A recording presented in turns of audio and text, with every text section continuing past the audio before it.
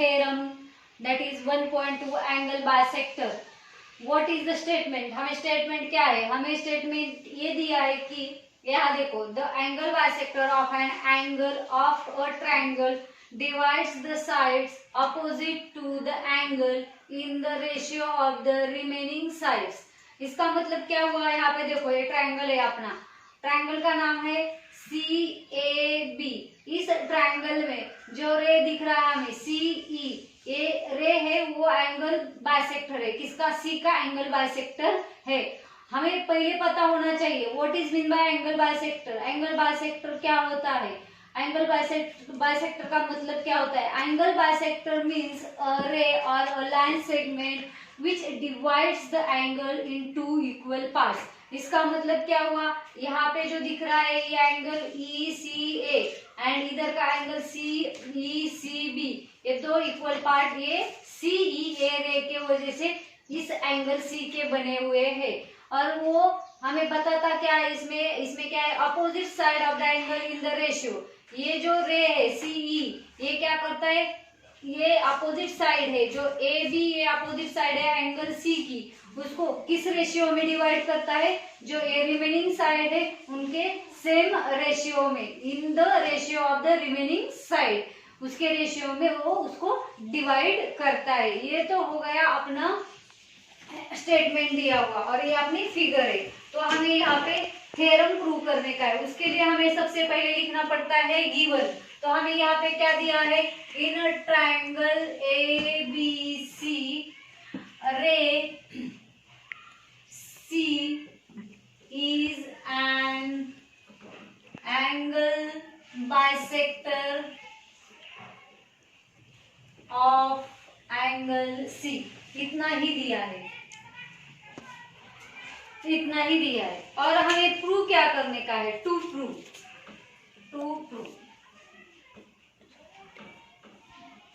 हमें प्रूव क्या करने का है? इस अपोजिट साइड को, यहाँ देखो ये अपोजिट साइड है, एंगल C की अपोजिट साइड कौन सी है? AB. इसको ACE कैसे डिवाइड करता है? इन रिमेनिंग साइड के रेशियो में. मतलब यहाँ पे हमें प्रूव क्या करना है? AE, ये देखो AE upon EB is equals to, अभी ये जो साइड है, ये साइड की ये वाली साइड, जिस साइड का हमने पार्ट लिया है उस पार्ट वाली ही साइड लेने की है, दैट इज CA अपॉन, फिर ये वाला पार्ट लिया तो ये पार्ट वाली ये साइड CB. ये हमें प्रूव करने का है. आई बात समझ में? क्या प्रूव करने का है वो बात समझ में आनी चाहिए पहले. और हमें छोटा सा कंस्ट्रक्शन करना पड़ेगा. ये जो फिगर में आपको दिख रहा है ये मैंने कंस्ट्रक्ट किया हुआ है. और ये भी जो C से D तक हमने AC ये जो एक्सटेंड किया है वो C से D तक एक्सटेंड किया है. तो हमें यहाँ पे कंस्ट्रक्शन करना पड़ेगा. तो हम क्या कंस्ट्रक्ट करेंगे? या देखो construction,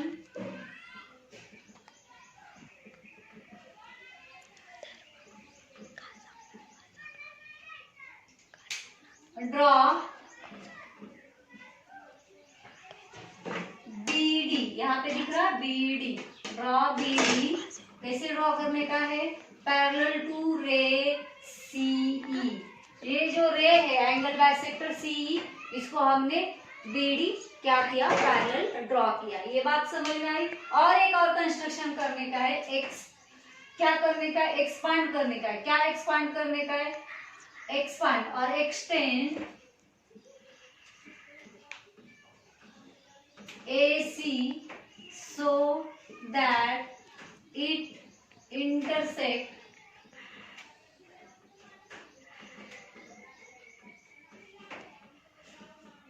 the point D. It intersects the point D. It intersects the point D. The point D. ये ऐसा मतलब ये कहाँ तक जाएगा लंबा? या देखो हमारा यहीं तक था AC.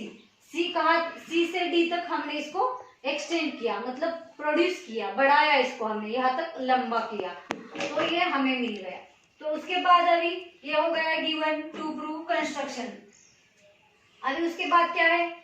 प्रूफ देने का है हमें. How to prove. देखो प्रूफ क्या है? प्रूफ में क्या मिलेगा हमें, अगर हमने जो प्रीवियस वीडियो मैंने आपको दिया है वो अगर आपने देखा होगा तो आपको समझ में आएगा कि मैंने उसमें बताया है आपको two parallel line and they are transversal. इसमें जो ट्रांसवर्सल है वो कौन से एंगल फॉर्म करती है, बनाती है और उनकी प्रॉपर्टीज क्या है उसके बारे में मैंने बताया है। और वो जो अपना वीडियो है वो लिंक में वो देखो जाके, उसका नाम है base of angle bisector theorem. वो जो वीडियो है वो ध्यान से देखो तो ये आपने को समझ में आएगा, आपको अच्छे से समझ में आएगा अगर वो आपने ध्यान से देखा तो हमें क्या दिया है पहले वो तो पता है हमें क्या दिया है, ये एंगल बाइसेक्टर है, उसका कोई मतलब नहीं। अगर हमने ऐसा दिया, ऐसा यहाँ पे बताया क्या है, ray CE is parallel to seg DB, ये दिया है, ये है, ये क्यों है, कंस्ट्रक्शन है, कंस्ट्रक्शन है। और हम क्या लेंगे, क्या लेंगे यहाँ टेकिंग, क्या लेंगे टेकिंग कौन सी साइड, यहाँ पे देखो अगर इसको थोड़ा एक्सपेंड किया तो ये दो साइड हमें पैरेलल दिखती है और CD ये दिख रही CD, ये इनकी क्या दिखती है हमें, ये क्या मिलेगी हमें, ये इनकी ट्रांसवर्सल मिलेगी। And taking CD as transversal,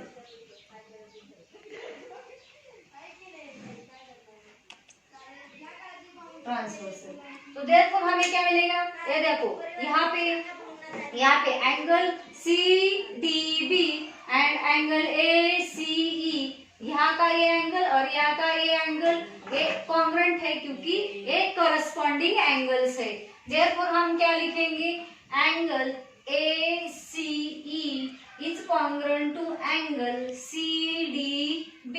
इसका रीजन, इसको इक्वेशन नंबर 1 देंगे, इसका रीजन है corresponding angle, corresponding angles, corresponding angles, समझ में आई बात, करस्पॉन्डिंग एंगल्स।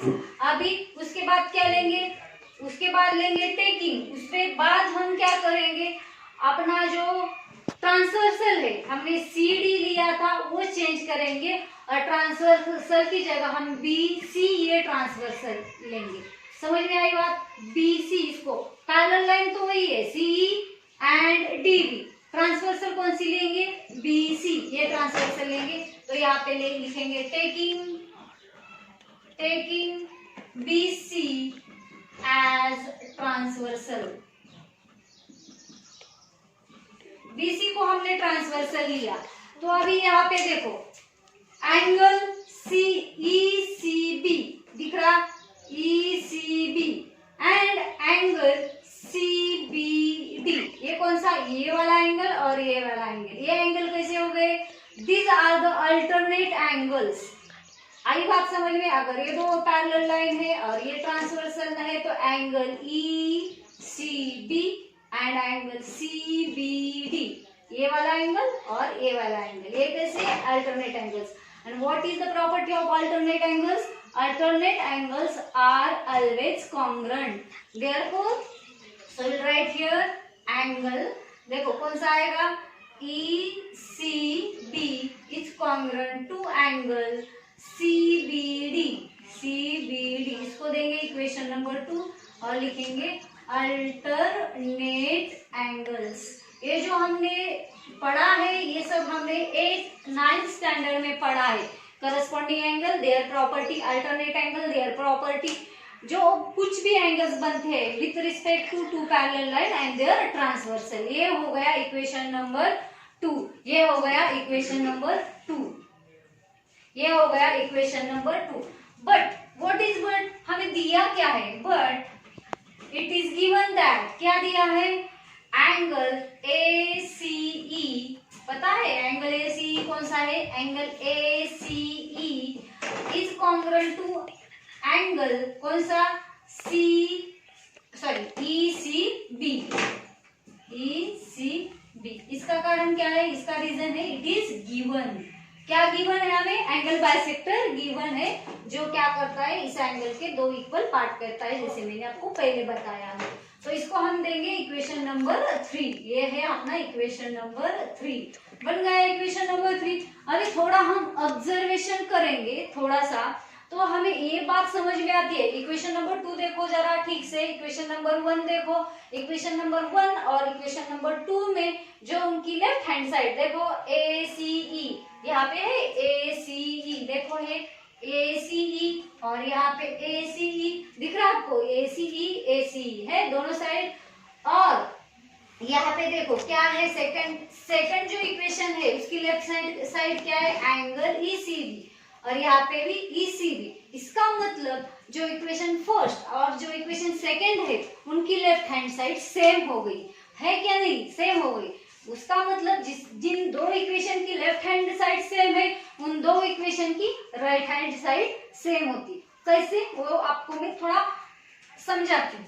थोड़े से एक एग्जांपल देखिए, जैसे मैंने बताया 2 + 3 = A है, सपोज A है, ऐसा अपना छोटा सा इक्वेशन है। और मैंने फिर और बताया आपको 5 × 1 = B है। अगर देखो इसमें क्या है, इन दोनों का आंसर क्या आएगा, इसका भी आंसर 5 आएगा और इसका भी आंसर क्या आएगा, 5 आएगा। इसका मतलब ये इक्वेशन और ये इक्वेशन, इन दोनों की लेफ्ट साइड क्या आएगी, 5 आएगी, इसकी भी 5 आएगी, इसका भी आंसर 5 आएगा। इसका मतलब ये होता है कि अगर दोनों की लेफ्ट हैंड साइड सेम होती है तो दोनों की क्या आती है, राइट हैंड साइड भी सेम आती है। इसका मतलब A = B हुआ। ये बात समझ में आई, बहुत इजी है, ध्यान रखो। जिस दोनों इक्वेशन की अगर लेफ्ट हैंड साइड सेम है तो उनकी राइट हैंड साइड भी सेम हो जाती है। तो देयरफॉर हम यहाँ पे लिखेंगे फ्रॉम इक्वेशन 1, 2 and 3। समझ में आई बात? इसमें से क्या 1, 2 and 3 क्या लिखेंगे हम, क्या लिखेंगे, therefore angle CDB is congruent to angle, दिखाई दिया, CDB is congruent to angle, कौन सा वाला, ये वाला क्या है, CBD, और इसको देंगे इक्वेशन नंबर 4। अभी देखो ये दो एंगल कहाँ पे लाई करते हैं, कहाँ पे आते हैं वो देखेंगे। ये देखो CDB क्या है, CDB ये यहाँ पे मिला, और ये कौन सा है, CBD ये यहाँ पे मिला। आई बात समझ में? अगर ये दो एंगल क्या हुए, ये दो एंगल क्या हुए, कॉन्ग्रुएंट हुए, ये दो एंगल कॉन्ग्रुएंट हुए, इसको जरूरत नहीं देने की, नीचे वाला जो है ये कॉन्ग्रुएंट हुए। अगर दो एंगल देखो, आइसोसेलेस ट्रायंगल थ्योरम जो हमने 9th स्टैंडर्ड में पढ़ा है, आइसोसेलेस ट्रायंगल थ्योरम क्या है वो theorem, if a triangle, isosceles triangle, in isosceles triangle the opposite sides of congruent angles are congruent. ये जो थ्योरम का क्या है, ये कन्वर्जन है थ्योरम का। हम जो कन्वर्जन बोलते हैं थ्योरम का वो है, उसको हम अपोजिट ऑफ द थ्योरम ऐसे बोलते हैं। मतलब जिस दो ट्रायंगल में एंगल अगर कॉन्ग्रुएंट होते हैं तो उनकी अपोजिट साइड भी कॉन्ग्रुएंट होती है, उसको आइसोसेलेस ट्रायंगल थ्योरम भी बोलते हैं। नहीं तो वो समझ में नहीं आया तो हम ये भी बोल सकते हैं कि angles opposite to congruent side, या sides opposite to congruent angle. तो देयरफॉर हम यहाँ पे लिखेंगे से, अगर ये इस एंगल की मतलब डी, इस एंगल के अपोजिट साइड क्या है, CB, क्या है, CB इज कॉन्ग्रुएंट टू सेक। अभी B के अपोजिट साइड क्या है, DC है, CD या DC कुछ भी लिख सकते हैं हम, CD है क्या। तो ये क्यों है, इसको रीजन लिखेंगे, sides opposite to congruent angles,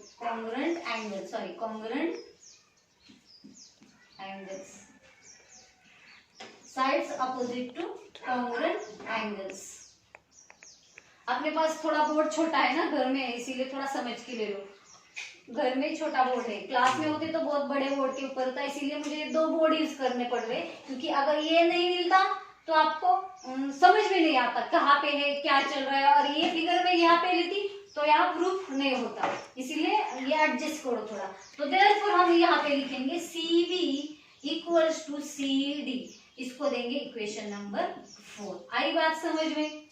अभी यहाँ तक समझ में आई बात? बहुत इजी है। पहले करस्पॉन्डिंग एंगल बना दिए, 2 लाइन पैरेलल बन के ट्रांसवर्सल, उसके बाद जिसने 9th में अच्छी पढ़ाई की है उसको बहुत इजी है ये 8th में। और उसके बाद ये दो पैरेलल लाइन रखे, ट्रांसवर्सल बदल ली, सी भी ली, तो वहां पे अल्टरनेट एंगल्स लिए।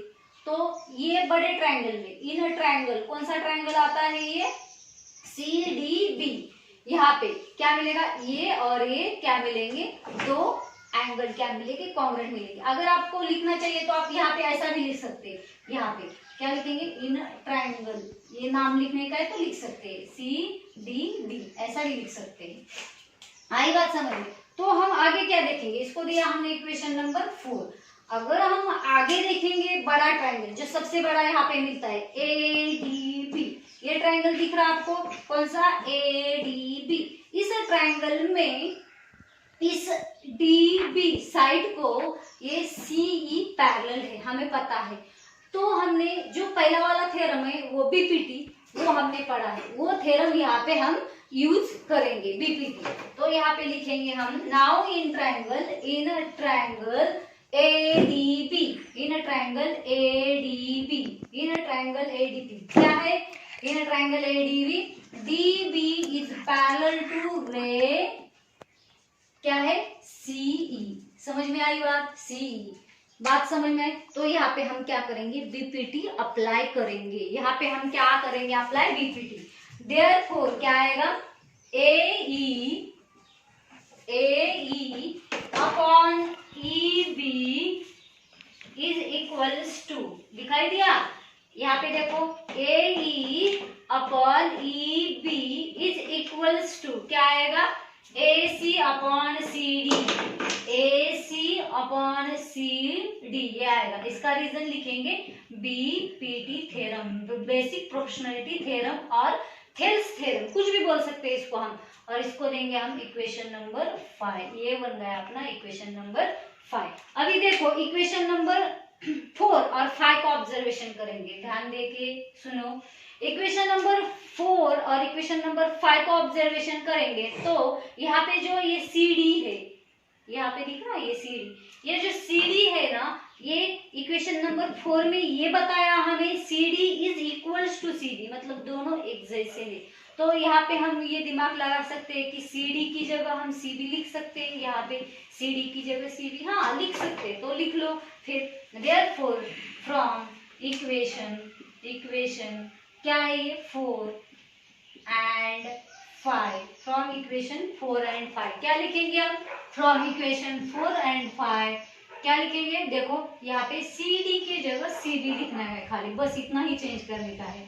AE upon EB is equals to AC upon CB। आई बात समझ में, क्या है, CD की जगह CB लिखा क्योंकि CB एंड CD सेम है। हिंस इट इज प्रूफ, यही प्रूव करने का। देखो यहाँ पे ऊपर AE upon EB is equals to CA upon CB, आया बात, यही। तो हिंस इट इज प्रूफ।